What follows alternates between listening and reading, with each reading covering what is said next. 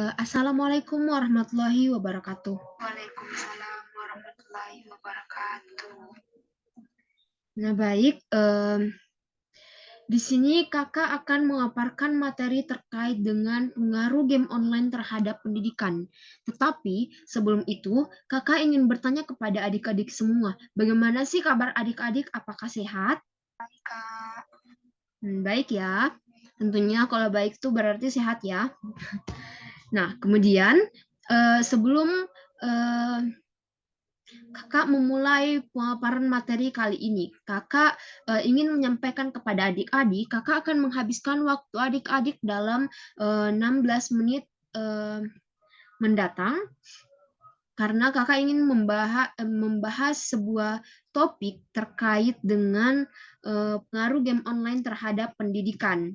Nah, kemudian sebelum Kakak mulai, Kakak ingin bertanya lagi nih kepada adik-adik, apakah adik-adik siap untuk mendengarkan pemaparan materi serta mengamati materi terkait dengan pengaruh game online terhadap pendidikan ini. Iya, siap, Kak.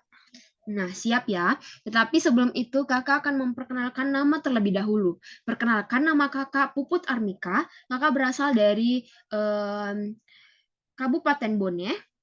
Kakak adalah salah satu mahasiswi dari Universitas Negeri Makassar. Kakak mengambil program studi psikologi pendidikan dan bimbingan. Dan sekarang ini kakak telah menduduki bangku semester 3. Seperti itu. Kemudian untuk mengefisienkan waktu, alangkah baiknya kakak memulai pemaparan materi pada kali ini. Sebelum itu kakak izin share screen ya.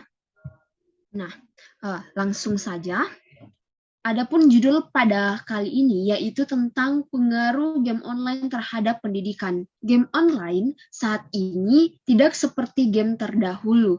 Jika dahulu game hanya bisa dimainkan dengan maksimal 2 orang, sedangkan game online pada saat ini game itu dapat dimainkan lebih dari 100 orang sekaligus dalam waktu yang sama, di tempat yang sama atau tempat yang berbeda.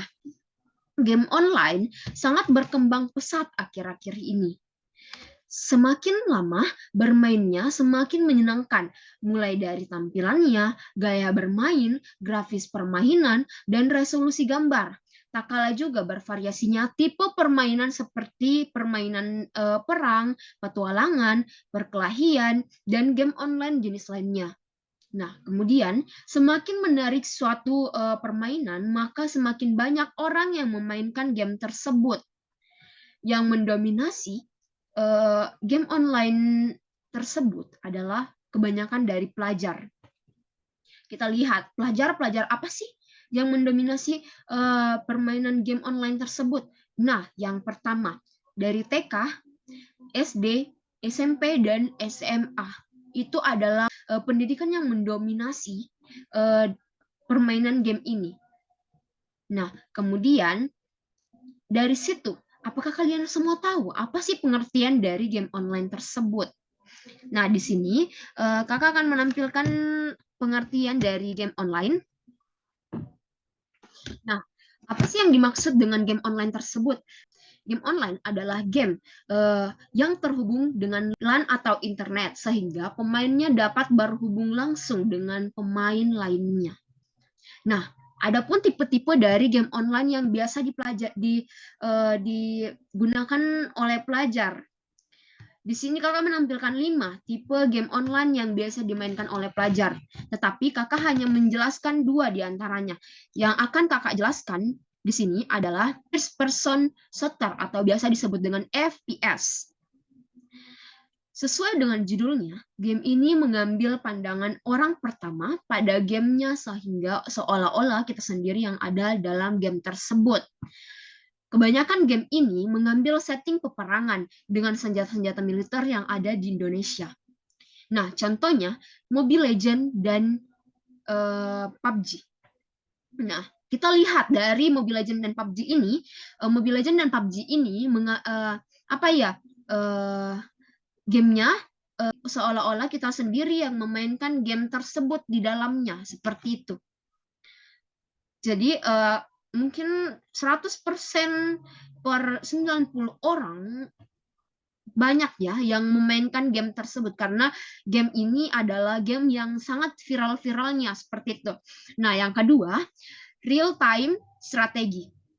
Nah, real time strategi ini merupakan game yang permainannya menekankan kepada kesehatan strategi pemainnya.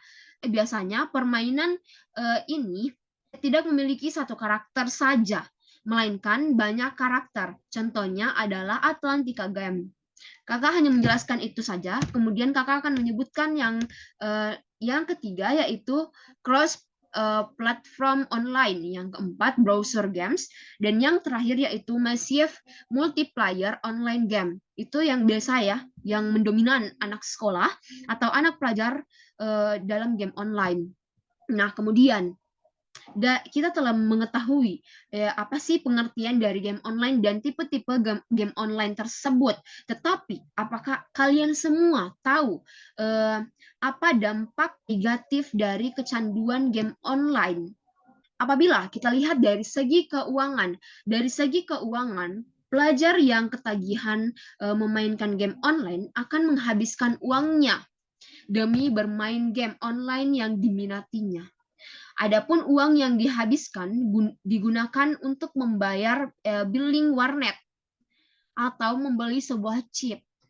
Nah, kebanyakan anak-anak sekarang menghabiskan uang jajan sekolahnya demi untuk membeli sebuah chip atau membayar billing warnet. Seperti itu. Dan kalian tidak berpikir seperti itu.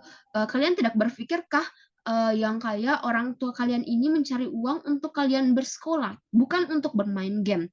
Dan bermain game ini sangat sangat kecil kemungkinan bisa membawa kalian ke dalam kesuksesan. Nah, kemudian apabila kita lihat dari segi waktu, pelajar yang kecanduan game online akan menghabiskan waktu berjam-jam untuk memainkan game online. Dan tidak jarang pula ada anak yang bolos karena karena malas, tapi kebanyakan anak yang bolos karena game online dan untuk pergi ke warnet begitu, ke warnet dekat sekolah atau jauh dari sekolah karena tidak ingin didapat oleh guru-guru sekolahnya seperti itu. Nah, kemudian apabila kita lihat dari segi semangat belajar dan akademiknya, dari segi akademik, pelajar yang kecanduan game online akan sulit untuk membagi waktu untuk bermain dan belajar, sehingga ia akan lalai terhadap tugas-tugasnya yang diberikan oleh guru, sehingga mengakibatkan semangat belajarnya menurun dan nilai akademiknya juga menurun. Apakah kalian ingin menurunkan nilai semangat kalian dalam belajar dan akademik kalian? Dan kalian tidak berpikir orang tua kalian menyekolahkan kalian untuk untuk mendapatkan pendidikan yang lebih baik begitu, bukan untuk mendapatkan game yang lebih baik.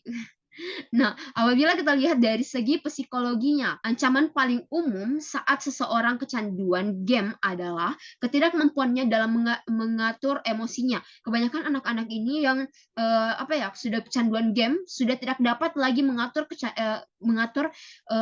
emosinya. Karena kenapa? Karena ia sudah sudah kecanduan dalam game tersebut, karena biasanya tuh game tersebut kan kasar, main tembak-tembakan sampai dia membawa ke dunia nyata tersebut. Nah, kemudian apabila kita lihat dari segi kesehatan, dari segi kesehatan, Profesor Hormonologi di Universitas Epworth menemukan tanda-tanda terhentinya pertumbuhan zat abu-abu di otak pengguna internet yang berlebihan.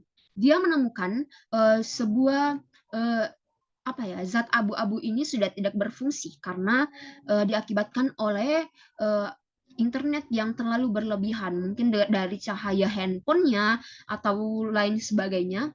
Hal ini dapat memengaruhi konsentrasi memori serta kemampuan mereka untuk membuat keputusan dan tujuan yang akan mereka tetapkan. Hal tersebut juga bisa menyebabkan perilaku yang tidak sopan. Nah, kebanyakan anak-anak yang bermain game ini juga tidak sopan. Seperti saya memiliki sepupu. Sepupu saya ini sangat kecanduan bermain game. Dan apabila dia disuruh untuk membeli sesuatu oleh orang tuanya, pasti ucapannya tuh begini. eh, nanti dulu kalau nggak mau nunggu ya udah suruh kakak aja untuk beli ini.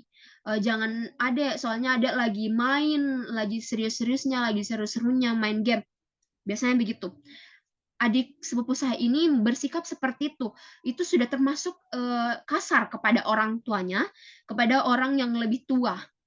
Nah, kemudian yang terakhir yaitu apabila kita lihat dari segi sosialnya, hubungan dengan teman, keluarga jadi renggang karena waktu bersama mereka menjadi jauh berkurang. Pergaulan pelajar tersebut hanya di game online saja, sehingga membuat para pecandu game online jadi terisolir dari teman-teman dan lingkungan pergaulan nyatanya. Keterampilan sosial berkurang sehingga semakin merasa sulit berhubungan dengan orang lain yang nyata seperti itu, karena dia terlalu berhubungan dengan game tersebut, terlalu berhubungan dengan orang-orang yang ada pada game tersebut. Perilaku jadi kasar dan agresif seperti tadi. Perilakunya itu sudah termasuk kasar dan agresif banget sih, karena terpengaruh oleh apa yang kita lihat dan mainkan pada game tersebut. Nah, sedangkan dampak positif dari game ini adalah menghilangkan stres. Memang game ini sudah terdominan menghilangkan stres seseorang. Tetapi apabila kita memainkan game sangat kelewatan, itu sama saja akan merusak diri kita sendiri dan pendidikan kita sendiri. Nah, kemudian menambah konsentrasi. Sebuah penelitian di Inggris menyampaikan bahwa orang yang suka memainkan game online memiliki daya konsentrasi yang tinggi. Mereka juga memungkinkan untuk mampu menyelesaikan beberapa tugas sekaligus. Selain itu, game online juga mampu mengembangkan imajinasi setiap orang yang memainkannya. Kemudian yang terakhir itu meningkatkan kinerja otak. Terkadang beberapa pemain dalam game online sama sepertinya juga sebagai bahan pembelajaran, sehingga apabila kita tidak bermain game secara berlebihan, maka juga akan sedikit meningkatkan kinerja otak kita. Nah, apabila tidak berlebihan itu akan mengakibatkan kinerja otak kita semakin baik. Tetapi apabila kita memainkan game secara berlebihan, sama saja itu akan tetap merusak kinerja otak kita, bukan meningkatkan kinerja otak kita, tetapi akan merusakkan kinerja otak kita. Nah, kemudian cara mencegah kecanduan bermain game online untuk pelajar ya. Yang pertama, mengatur waktu belajar dan waktu bermainnya. Mungkin kalian ini harus mengatur waktu bermain kalian dengan waktu belajar kalian. Jadi kalian itu harus membuat suatu struktur pembelajaran dan permainan game. Kapan waktu Anda harus bermain game dan kapan waktu Anda harus belajar. Dan yang kedua, menabung uang untuk hal-hal yang lebih positif atau lebih bermanfaat. Mungkin lebih bagus ya kalau kalian ini menabung uang untuk membeli sebuah buku atau peralatan pendidikan daripada kalian menghabiskan uang di chip atau membayar warnet karena game. Nah, yang ketiga, membuat perencanaan kehidupan ke depannya. Maksudnya, kalian ini mungkin lebih bagus ya untuk membuat perencanaan hidup seperti tadi yang saya sebutkan di mengatur waktu belajar dan waktu bermain. Nah, kemudian yang keempat, menyadari dampak negatif dan dari kecanduan game online tersebut. Nah, kalian harus mengetahui apa sih dampak-dampak dari kecanduan game online tersebut, dan kakak tadi sudah menjelaskan terkait dengan dampak negatif terhadap kecanduan game online tersebut. Kemudian yang kelima, berteman dengan orang yang baik dan memiliki tujuan hidup. Nah, mungkin lebih baik kalian ini berteman dengan teman-teman yang memiliki tujuan hidup terhadap pendidikannya. Karena seperti orang-orang yang ingin sukses, kan kebanyakan orang-orang yang ingin sukses itu kebanyakan pasti memiliki struktur kepribadian dan struktur pendidikan yang lebih baik karena dia memiliki apa ya, tujuan hidup seperti itu, tujuan hidup yang baik. Kemudian banyak melakukan ibadah.